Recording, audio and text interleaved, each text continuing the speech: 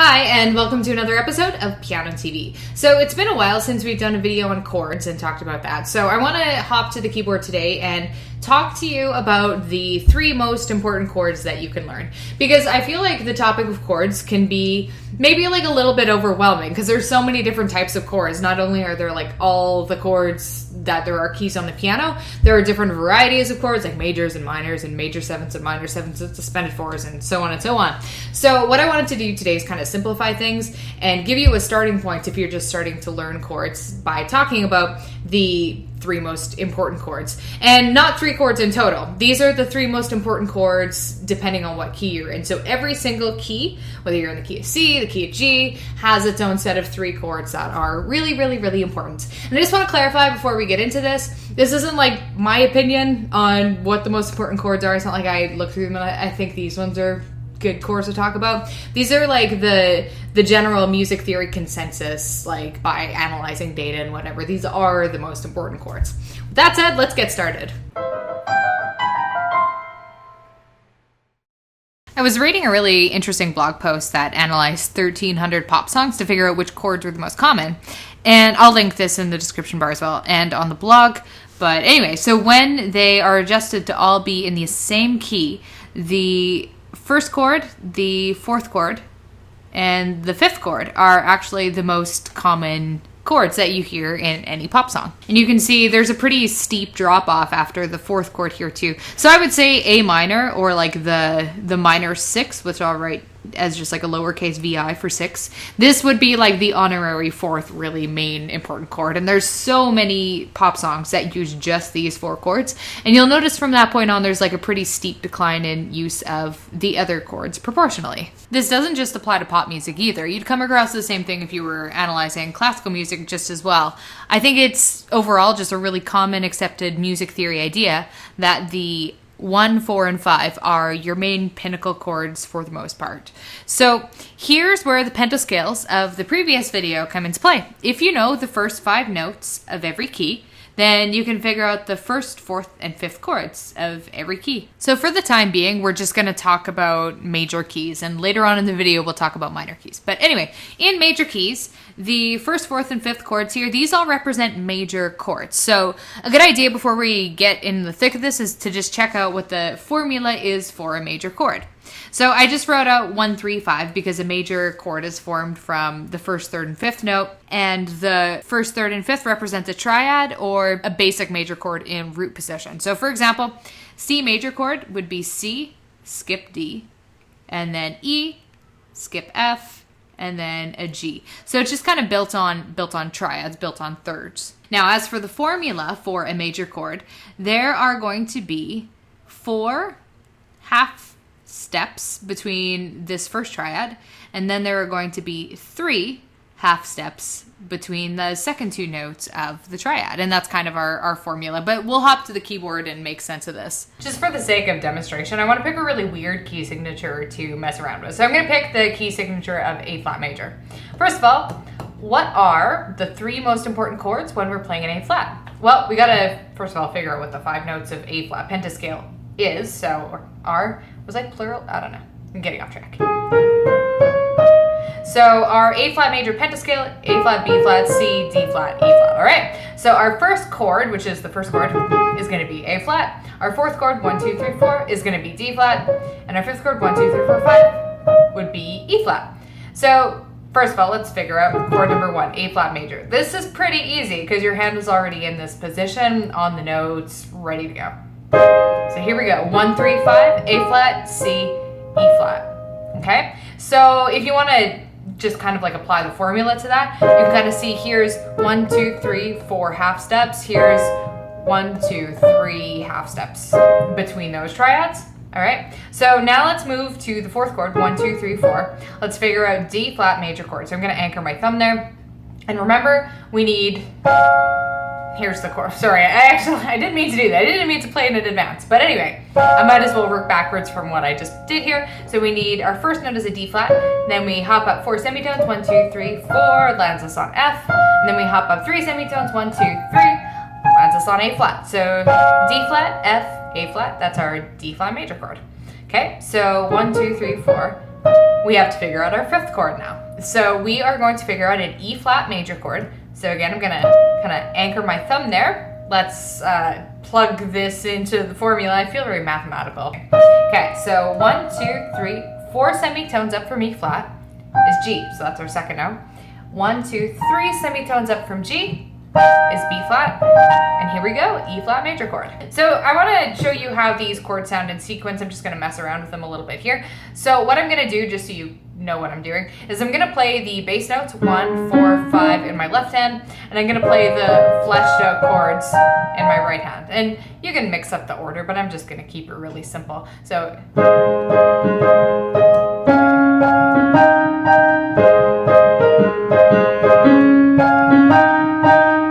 really simple. I just did a quick 1, 4, 5 pattern, and it kind of sounded good. It sounded like a song. I highly recommend that you get comfortable with all 3 of these chords in all of the 12 different major keys on the piano. And I know it kind of seems excessive, maybe it seems like a lot, but even if you just dedicate yourself to learning one set of 3 chords every couple days, you'll have them all down in less than a month. So it's not as big of a commitment as it seems, and the payoff for doing it is really, really high, because it's going to help you with pop music. It's going to help you with classical music. I mean, honestly, most music will use these 3 chords pretty frequently. They're kind of like a foundation. Knowing these 3 chords also serve as a really good foundation, whether you're jamming or improvising or songwriting as well. So really good to have in your musical toolkit. But we're not done there. It's really, really good to know chords and minor keys as well, since they're basically as common as major keys. But we sometimes tend to focus more on major keys. And I think let's not shaft our poor little minor key friends. Basically, in minor keys, the idea is the exact same. The first, fourth, and fifth chords still going to be the most important. The biggest difference, instead of all 3 of these chords being major chords, 2/3 of them, this guy and this guy, are now actually going to be minor chords, and the fifth one is still going to be major. So in order to differentiate between what's a major and what's a minor chord, you'll notice that I changed these Roman numerals to lowercase. So when I do an uppercase Roman numeral like this, like I means 1, this just means major, and when it's lowercase, it means minor. And you can see the V is still kind of like I tried to make it large so you can tell it's an uppercase V. I might do a lowercase V, nice and little like that. So the formula for a minor chord is really, really easy. You just flip the major chord formula around. So the major chord formula was 4 semitones and then 3 semitones. So this time we're gonna have 3 semitones. I'll write that down here. 3 semitones and then 4 semitones. So just a really, really minor change on this middle note, but the first and fifth notes are still the same. So if a C chord was C, skip D to E, skip F, G. So if this is your C major chord, and this C to E is 4 semitones, to make it smaller or to make it 3 semitones, we just have to lower this E flat.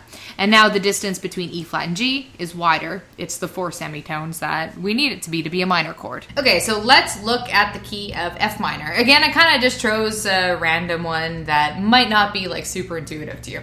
First chord in an F minor is going to be F, but instead of the uppercase Roman numeral 1, we're doing the lowercase, so we're going to do a minor F. So here's the formula. We find our F, we go up 3 semitones, 1, 2, 3, lands us on A flat. Then we go up 4 semitones, 1, 2, 3, 4, lands us on C. So F minor chord, F, A flat, and C. So now we're going to figure out the 4th chord in the set. So this is our first note, 1, 2, 3, 4, right? Because the key of F has a B flat in it. So we have to figure out a B flat minor chord.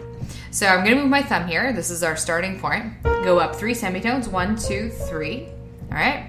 That lands us on D flat. And then 1, 2, 3, 4. That lands us on F.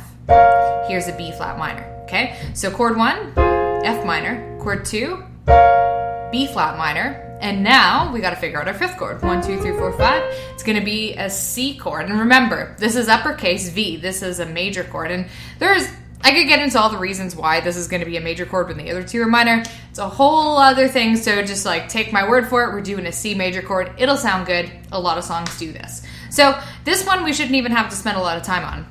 You should just, I'm assuming you probably know what a C major chord is at this point. Okay, so our 3 chords, F minor, B flat minor, C major. All right, I'm going to do the same thing I did in the key of A flat and just going to do a little, I don't know. Let's just see what happens. Let's just do a little jam.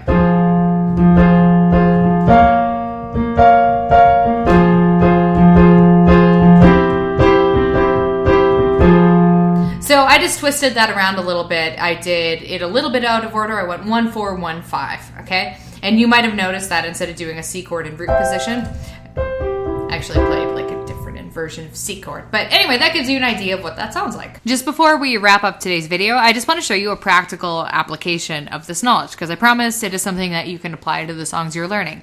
So I have just, standard Sweet Home Alabama. I just picked a song that I figured everyone knows. And it also uses the 3 main important chords that we've been talking about. So it's going to use mainly just chord I, chord IV, 1, 4. That's what I do in my brain. I just think of like I, V, V, even though it technically represents 1, 4, 5. Anyway, you don't need to know the details of my brain. Okay, so the first thing I want to figure out is the key signature of the song, so we know what 3 chords we're working with here. So we have an F sharp in the key signature, and just kind of basing it off of my memory of the song, I'm going to say this is in G major, because G major has an F sharp. And Sweet Home Alabama is like a pretty happy, chill song. It's not in a minor key like when I imagine it. So this is in G major conclusively. All right. So now let's take a look through it. Well, right here, all of a sudden a G, D, G, B, D. Here's our G chord right here. So this would be chord I. Our 4th chord, so G, A, B, C is going to be a C. And then our 5th chord is going to be a D. You can see right here, C and G. This is our C chord. Hopefully I'm not talking too fast. I'm just trying to roll through this quickly so you can see. And this is going to be our D chord, which is V, because I see D, A, and then the chord is fleshed out up here. And if you keep scrolling through the song, you can see this pattern, D, C, G, D, C, G, over and over again. And I think, I don't have like the rest of the pages of the song up here, but I'm pretty sure it just kind of goes on like that for the entire 3 minutes. So I don't even have the music in front of me. I am going completely off book here because I want to show you, even if you just know the 3 chords of a song, you have a basic idea of what it's supposed to sound like, and you can kind of fake your way through the melody, you really don't need music to do like a basic, simple cover or improvisation of something. So first of all, the bass line, D, C, G, and I'm just going to play it with that very simple rhythm. 1 and 2 and 3 and 4 and 1 and 2. I might I don't know, it might evolve. I just want a disclaimer, I haven't actually tried this yet, so this could be like a disaster improvisation, but I didn't want to like practice anything in advance. I just want to kind of show you how I would work through this, okay? So if I was playing the introduction, there's no melody yet, so I'm just going to play full chords in the right hand and see what happens. And maybe instead of just doing a single note bass line, I'm going to do fifths. Do you see what I'm doing there? I'm just adding the 1, 2, 3, 4, 5, the 5th note on top, flesh out the sound a little bit.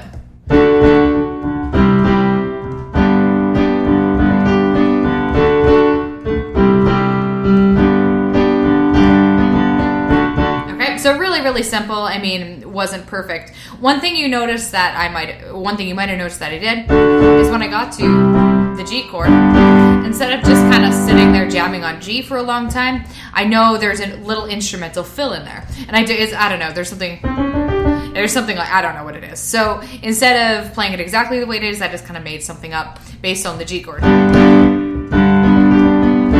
And I mean, it's not exactly true to the song, but it fills the space and it gets the idea across. So anyway, I'm going to go into the melody. I know it's something like this. I don't know this song like super well. I just know that's the Sweet Home Alabama part, right? All right, so...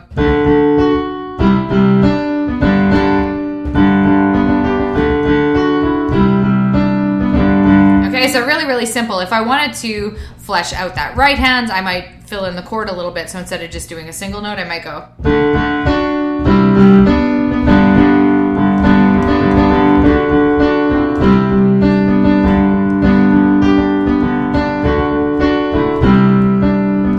Anyway, you kind of get the idea. So I could basically build the whole song with just my brain by playing around with those chords and twisting them in different ways, maybe switching up the rhythm, maybe adding more notes to them, or simplifying it, or playing louder, playing quieter. Anyway, there's a lot of different things you could do. Thank you so much for watching today's video on chords. I hope you learned something, and feel free to give it a like and leave a comment if you have any questions. Is that a tasty arm?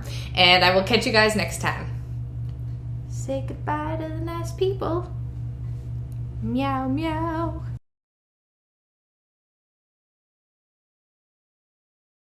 happy cat, happy. Ah! Stabby cat, stabby cat.